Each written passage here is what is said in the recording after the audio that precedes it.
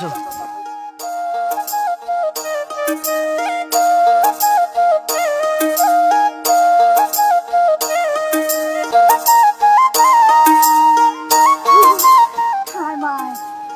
এই ছোট লোক ফকিরের বাচ্চা, তোর কত বড় সাহস, তুই মুলা নিয়ে আমার বাড়িতে এসেছিস? তুই কি জানিস না মুলা আমি পছন্দ করি না?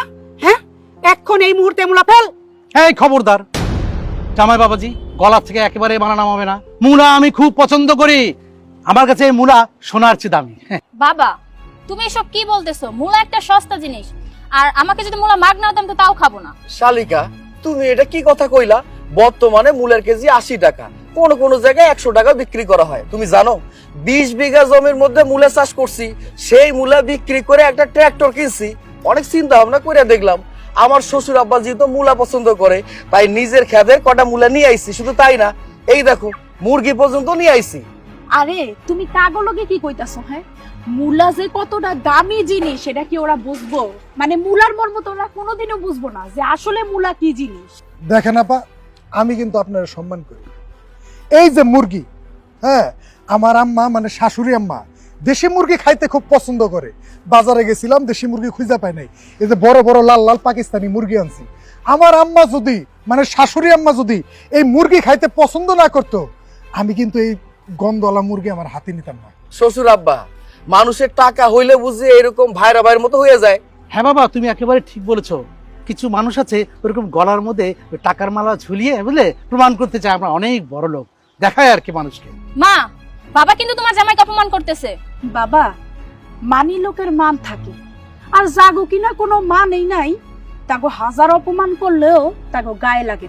শ্বশুর আব্বা, মাঝে মাঝে মনে হয় কি আপনারা আমি সবসময় সালাম করি। এই যে আপনার চালাক চতুর সুন্দরী একটা মাইয়া আমার হাতে তুলে দিছেন, ও আমার বোঝে কোনটার মান আছে আর কোনটার মান নাই। অনেক মানুষ টাকা গলায় যদি ঝুলায় কিভাবে মান সম্মান বাড়িতে চায় সেটা কিন্তু জানে।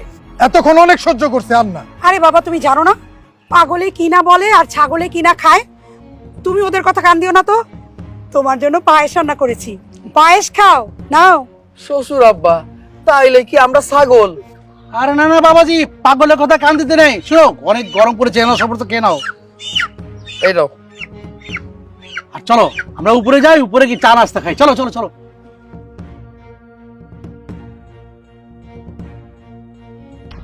বাকি শোনো, এই বাড়িতে আমি আর এক মুহূর্ত থাকবো না, এখনই চলে যাব। কেন, কি হয়েছে?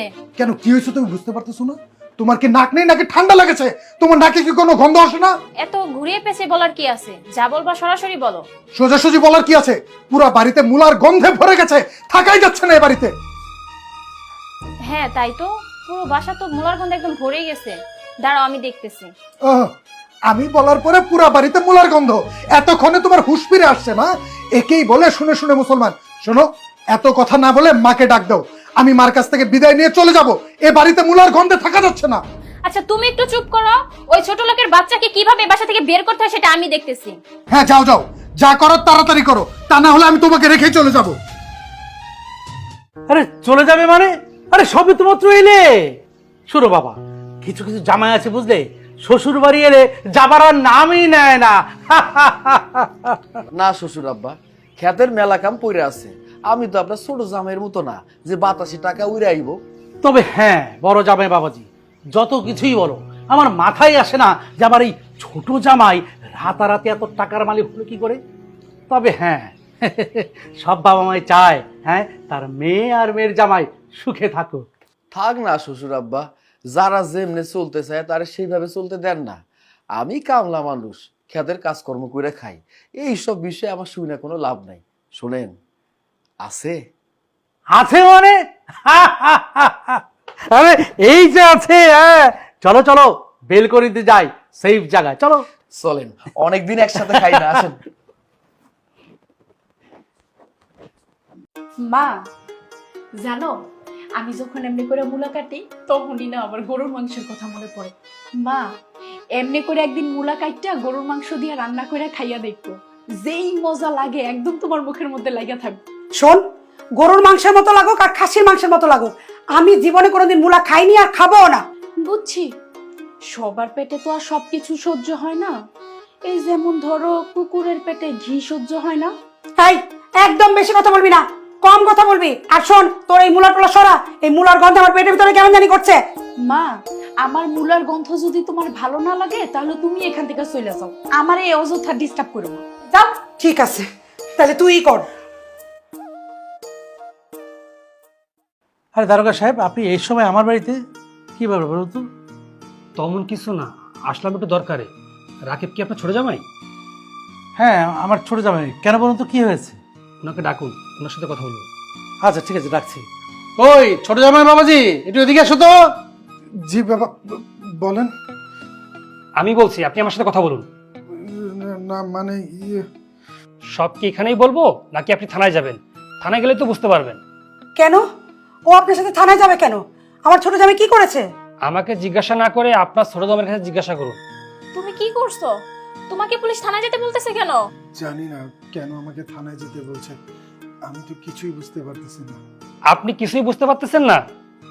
আপনি রাতারাতি আঙ্গুল ফুলে কলা গাছ হয়ে গেছেন, ভাবছেন কেউ জানতে পারবে না। আমরা কিন্তু সবই জানি। আপনি দিনের পর দিন অবৈধ টাকার পাহাড় গড়ে সেই টাকা দিয়ে নিজেকে শিল্পপতি দাবি করতেছেন। আমরা সবকিছুই জানতে পেরেছি। সঠিক তথ্য প্রমাণ পাওয়ার পরও আপনাকে অনেক খোঁজাখুঁজির চেষ্টা করেছি। আমি জানতে পারলাম আপনি আপনার শ্বশুর বাড়িতেই আছেন। রাকিব সাহেব, শুধু কি শ্বশুর বাড়ি বেড়ালেই চলবে, নাকি আশেপাশে চাচা শ্বশুর বাড়ি, মামা শ্বশুর বাড়ি, খালু শ্বশুর বাড়ি, এদের বাড়ি বেড়াইতে হবে না? দেখুন, আপনি কি শ্বশুরবাড়ি যাবেন নাকি আপনাকে হাত করা পরাবো? না না, সেটার আর প্রয়োজন নেই, আমি যাচ্ছি। দাঁড়ান অফিসার সাহেব। কেন আমাকে দিনের পর দিন তুমি ঠকিয়েছো? কেন আমার সাথে মিথ্যে কথা বলছো তুমি? আমি তো এই দিনটা অপেক্ষা কখনোই করিনি। আপনি কি আমার সাথে শ্বশুরবাড়ি যাবেন নাকি হ্যান্ডকাপ লাগাবো? জি, তার আর প্রয়োজন নেই, চলো। চলুন, চলুন। খুব তো এখন পরের ছেলের দোষ দিচ্ছিস, তাই না? আমি তো দেখছি সব দোষ তোরই। তোর তো শুধু বিলাসিতা আর বিলাসিতা। এটা লাগবে, ওটা লাগবে, এসি লাগবে, দামি গাড়ি লাগবে, গহনা লাগবে। এত লোভ কিসে তোর? তুমি চুপ করো। তুমি তোকে লাই দিয়েছো, বাধায় তুলেছো। হ্যাঁ, তোমার তো লোভ কম ছিল না। চলো আমরা আমাকে বাড়িতে চলে যাই। আমরা যদি এই জায়গার মধ্যে থাকি তাইলে আমাকেও অনেক লোভ লালসা হয়ে যাইব। চলো জায়গা। তুমি অবশ্য ঠিক কথা কইছো। আমরা যদি এই বাড়িতে থাকি, কখন যে আমাগো নামে মামলা চলে আসবো আমরা নিজে কইতে পারুম না। দেখা গেল এমনও ঘটনা ঘটতে পারে, তোমার নামে একটা মামলা, আমার নামে একটা মামলা হয়ে গেছে। এইসবের আমার দরকার নাই। আমি গরিব মানুষ, চাষা ভুষা মানুষ, খেত খামারে কাজকর্ম করে খাই। এইটা আমার লাগে অনেক ভালো। এই যে এরকম দামি বাড়ি গাড়ি কোনো কিছু আমার দরকার নাই। আল্লাহ আমারে যে অবস্থা রাখছে, লক্ষ কোটি শুকরিয়া। চলো এখান থেকে। আসলে বড় জামাই, তুমি ঠিক বলেছো। আমরা অল্পতে সন্তুষ্ট নই। আমাদের একটা গাড়ি আছে, আরেকটা গাড়ি কিনতে হবে। আমরা মনে করি আমাদের একটা বাড়ি আছে, আমাদের আরো দুটো বাড়ি কিনতে হবে। এরকম লোভে পড়ে কখন যে আমরা পাপের পথে চলে যাই সেটা বুঝতেও পারি না। হ বাবা, তুমি একদম ঠিক কথা কইছো। যেমন কর্ম তেমনই ফল হয়।